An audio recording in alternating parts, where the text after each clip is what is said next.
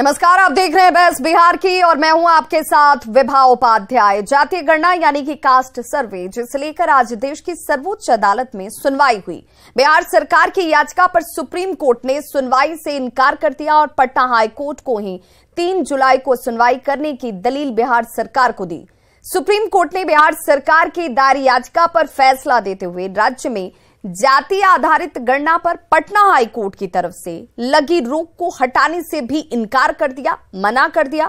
Supreme court ने साफ कहा कि आप लोग किस एजेंसी से सर्वे करा रहे हैं, लोगों की निजी जानकारी को सुरक्षित रखने के लिए आपके पास क्या उपाय हैं।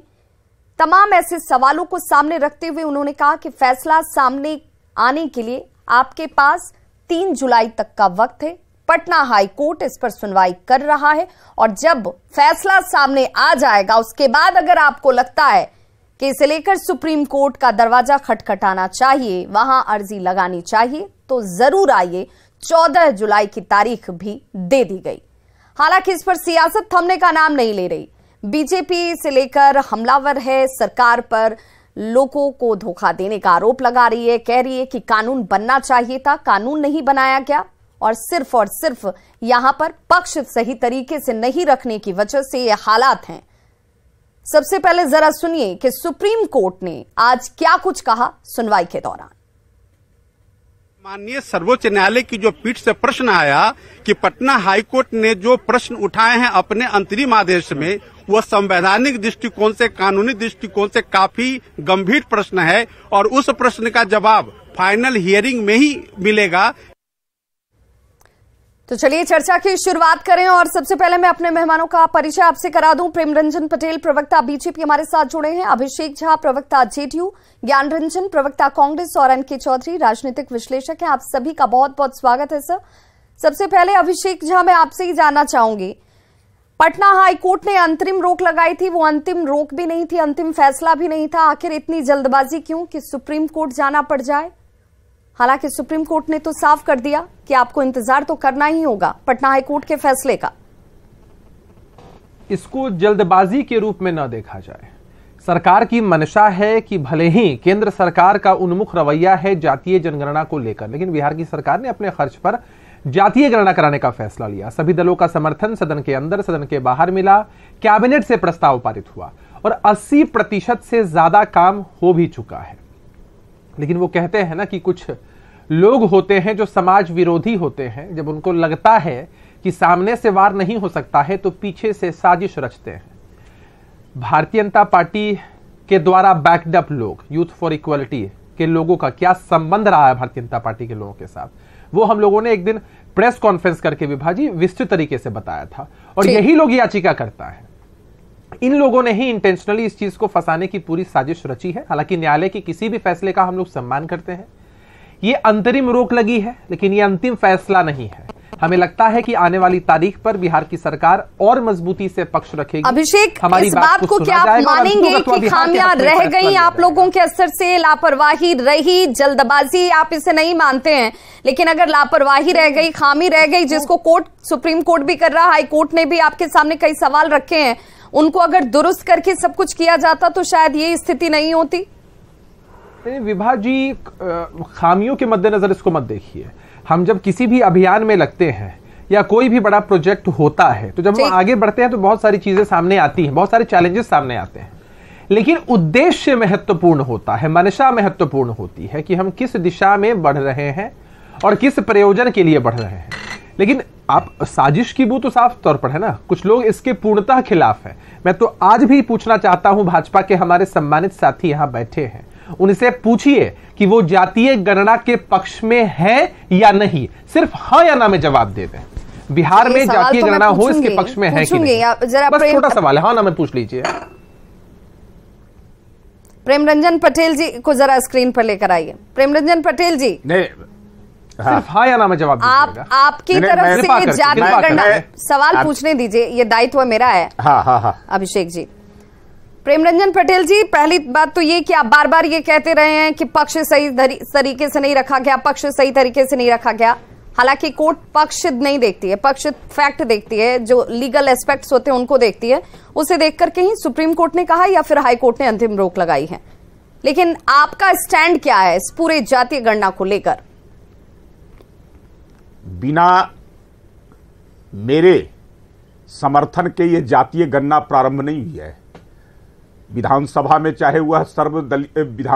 चाहे वह आने का प्रस्ताव लाने का हो, जातीय गणना का सर्वदलीय बैठक हो या प्रधानमंत्री से भी मिलने का हो, हर जगह जो है से भारतीय जनता पार्टी, और भारतीय जनता पार्टी जब रही है, एक छोटा सवाल और तभी जो है से मैं सरकार की मंशा पर इस सवाल का जवाब ले लो। मैं जानना चाहता हूं कि आप अगर जातीय गणना सही रूप में अगर कराना चाहते हैं तो आप कानून क्यों नहीं बनाते हैं? न्यायालय पर क्यों जो है जाकर आप केवल जो है दोषारोपण करते हैं? अगर आप उसका कानून बना देंगे, बिहार के स्तर पर है या नहीं, तो उसके बाद न्यायालय का मामला समाप्त हो जाएगा। आप या ना बोलिए ना। नहीं, मैं तो यही कर रहा हूं।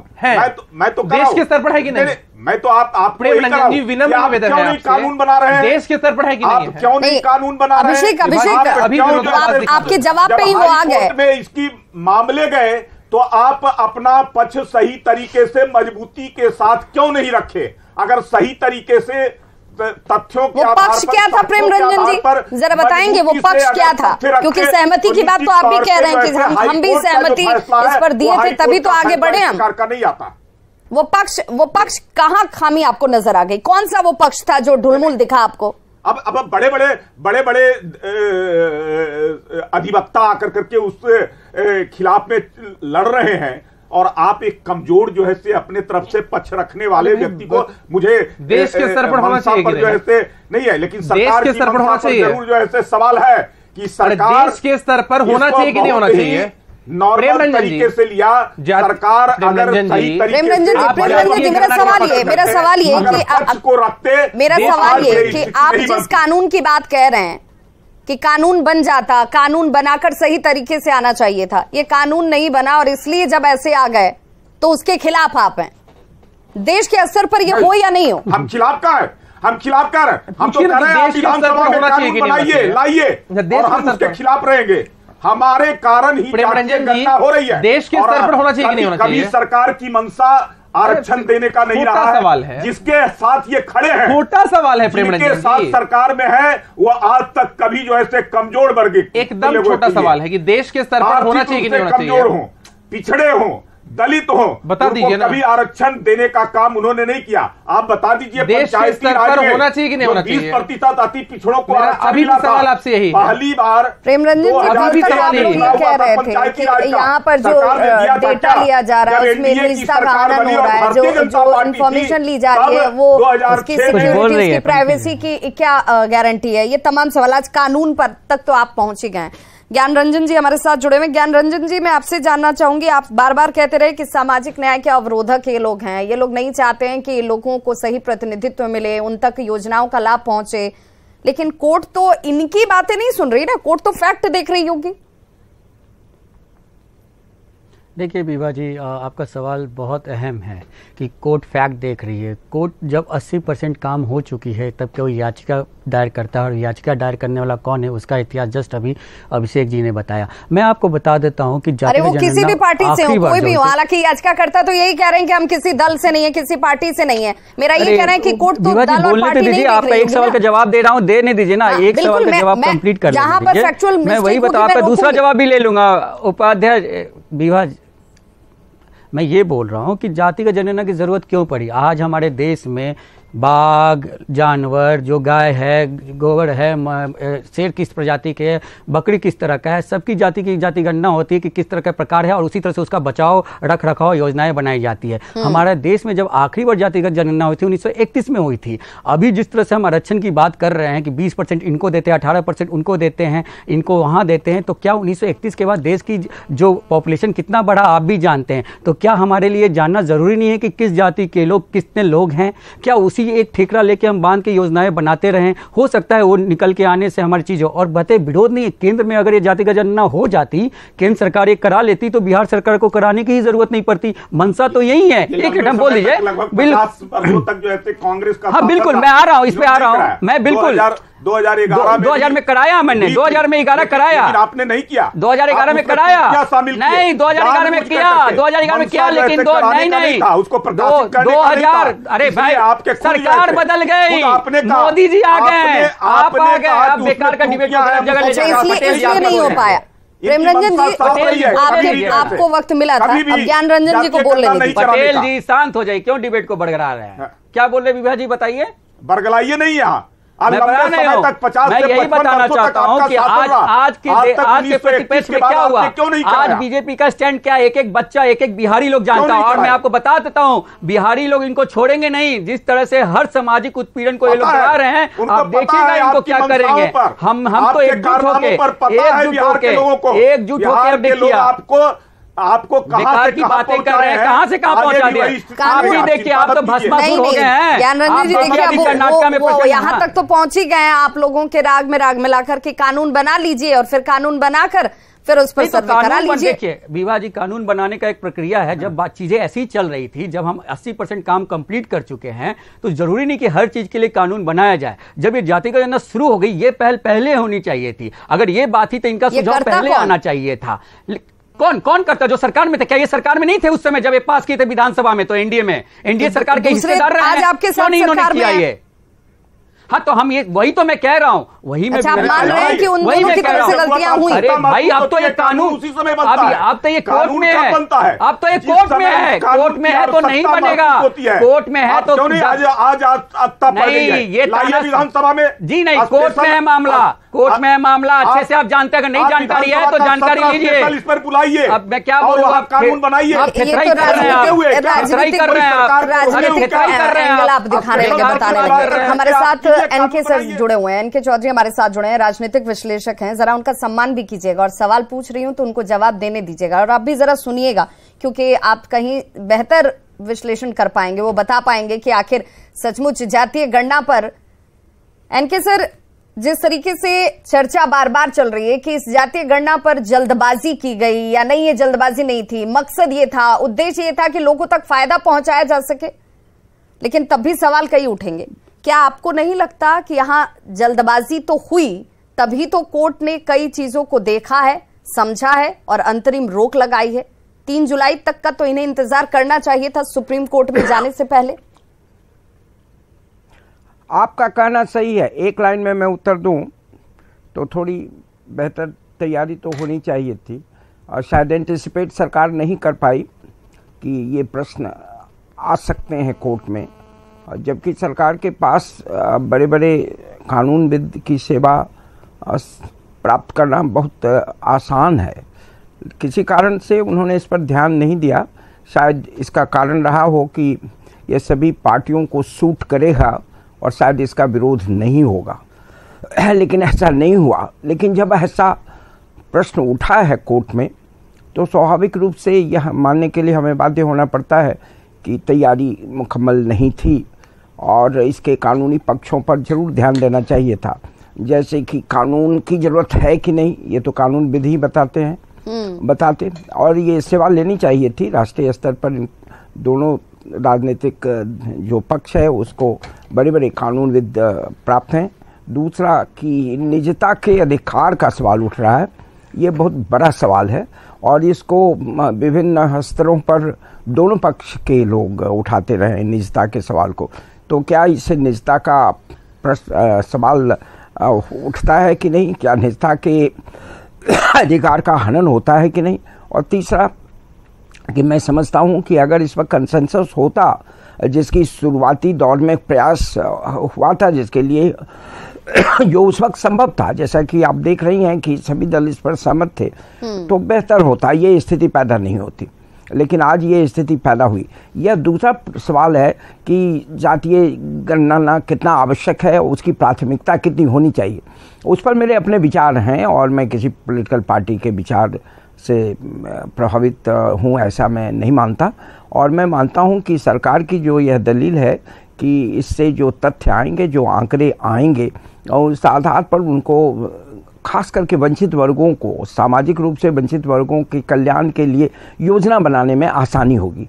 मैं उस तर्क से बहुत सहमत नहीं हूँ। देखिए, जब देश आज़ाद हुआ 47 में, तो 51 से तो स्वतंत्र भारत की सरकार जनगणना कराती रही, डेसेनियल सेंसस है। 1872 से लगातार 31 लास्ट था, 41 में तो सेकेंड वर्ल्ड वॉर के कारण हुआ नहीं, 51 से तो लगातार हो रहा है। तो उस समय की सरकार थी और उसने इसको आवश्यक नहीं समझा, तो हमको उस पर भी जानना चाहिए कि सरकार ने क्यों आवश्यक नहीं समझा। 11 की बात हो रही है कि 11 में प्रयास किया गया, लेकिन इस बीच में तो कांग्रेस की ही अधिकांश समय सरकार रही, नेशनल लेवल के लीडर्स थे हमारे पास, तो क्यों नहीं नेशनल लेवल पर ये हुआ? उनके कुछ तर्क रहे होंगे, क्यों नहीं प्राथमिकता हुई, इस पर भी विचार करने की जरूरत है। जहाँ तक आज का सवाल है, तो हमको लगता है कि जिन योजनाओं की बात वो करते हैं उसके लिए मैं समझता हूँ कि शायद उसकी ज़रूरत इनको नहीं होती यदि ये गंभीरता से सवालों को लेते। जैसे मैं बताता हूँ कि 31 सेंसस का फिगर तो हमारे पास प्राप्त है, और आप सैंपल सर्वे करके आप रेट ऑफ ग्रोथ हर जात का ले सकते हैं। मोटे तौर से आंकलन अभी मोटे तौर से मैं कर रहा हूं, एग्जैक्ट नहीं। सेंसस का फायदा होता है कि एग्जैक्ट फिगर आता है, लेकिन सैंपल सर्वे करके आप रेट ऑफ ग्रोथ से उसको प्रोजेक्ट कर सकते हैं, और मोटे तौर से जो तथ्य आएंगे वो सही आएंगे कि जो 31 सेंसस में था, उसके बाद जो रेट ऑफ ग्रोथ है हर जाति का पॉपुलेशन ग्रोथ, उससे प्रोजेक्ट रफली फिगर आ जाएगा आपको, और उसके आधार पर आप रिजर्वेशन के मामले को भी तय कर सकते। रिजर्वेशन के नीति को तय करने के लिए एग्जैक्ट फिगर की शायद जरूरत नहीं होगी। जहां तक डेवलपमेंट स्कीम्स की बात है, मैं बताता हूं, लैंड रिफॉर्म्स का सवाल सीधे तौर से दलितों और अति पिछड़े लोगों से जुड़ा हुआ सवाल है, और इस पर डी बंदोपाध्याय कमीशन बनाया था माननीय नीतीश कुमार जी ने, उसकी रिपोर्ट आई, उस पर डिस्कशन तक नहीं हुआ। क्या लैंड रिफॉर्म्स लागू जैसे इंपॉर्टेंट जन कल्याण और वंचितों के सवाल पर जो आंकड़े चाहिए, ये प्राप्त होने के बाद भी सरकार ने आज किसी सरकार ने इस पर ध्यान नहीं दिया, जबकि पिछले 30-32 साल से पिछली जाती। दूसरा एक मिनट दीजिए, उसके बाद लोग बोलेंगे। देखिए, अधिकांश वंचित समाज के लोग सरकारी स्कूल में पढ़ते हैं। आप जानती हैं कि सरकार की स्कूलों की क्या स्थिति है। कॉमन स्कूल सिस्टम की रिपोर्ट 2007 में माननीय मुख्यमंत्री ने बनाया था, उसको मुचकुंद दुबे कमीशन, प्रोफेसर मुचकुंद दुबे, और तत्कालीन जो एजुकेशन कमिश्नर थे मदन मोहन झा जी और कुछ और लोग थे, लेकिन आज तक उसको लागू नहीं किया गया। तीसरा कि अन्य जितने भी स्कीम्स है, मनरेगा की स्कीम है, अन्य जो गरीबों का सवाल है, हम जानते हैं इनडायरेक्ट इंडिसेस हमारे पास प्राप्त हैं कि ये वंचित वर्ग जो है वो वंचित वर्ग को किन स्कीम से ज्यादा लाभ हुआ, लेकिन उनके प्रति कहां सरकार संवेदन उतनी है, नहीं है सो मैं नहीं कहूंगा, ये गलत होगा कहना कि सरकार संवेदनशील नहीं है, लेकिन आपको नीतियों के निर्धारण के लिए एग्जैक्ट फिगर की जरूरत नहीं है। तो कहीं ना कहीं इसके राजनीतिक जुड़े हुए हैं 30 सेकंड तो 30 सेकंड से ज्यादा, ये इसके लिए इसके राजनीतिक उद्देश्य हैं, आप उस पर सहमत हो सकते हैं। इस पर देखिए, मंडल पॉलिटिक्स को रिवाइव करने की बात है और कमंडल पॉलिटिक्स को कमजोर करने की बात है। मैं मानता हूं कि जाति और धर्म दोनों प्रतिगामी राजनीति है, आइडेंटिटी पॉलिटिक्स है, इससे बचना चाहिए। मध्यकालीन राजनीति से निकलना चाहिए और इंडिविजुअल राइट्स और इकोनॉमिक इंटरेस्ट की बात करनी चाहिए, और हिस्टोरिकल इंजस्टिस को बियॉन्ड ए पॉइंट नहीं लेना चाहिए। बिल्कुल अभिषेक जवाब देना चाहेंगे, क्योंकि आपने ये तर्क दिया है, बहुत ग्राउंड्स पर ये चीजें सामने आई हैं कि भाई ये सब कुछ इसीलिए किया जा रहा है ताकि लोगों तक योजनाओं का लाभ पहुंच सके, हम एग्जैक्ट फिगर जान सकें, लेकिन जो फिगर आपके पास मौजूद रहे, जो आपने कराया, जिनमें जिसका जिक्र एनके सर कर भी रहे हैं कि लैंड रिफॉर्म से रिलेटेड चीजें सामने आई, स्कूलों को लेकर चीजें आई, लेकिन वो इम्प्लीमेंटेशन उस स्तर पर नहीं हुआ जिसके लिए उससे कराया गया था या जो 100% हो सकती थी। क्या लॉजिक है आपके पास उसके लिए? नहीं, तो बिहार में पहली बार बिहार की सरकार की पहल पर और बिहार के सरकार के स्तर पर ये चीजें हो रही हैं। जो उद्देश्य है बिहार की सरकार का वो निश्चित रूप से हासिल होगा।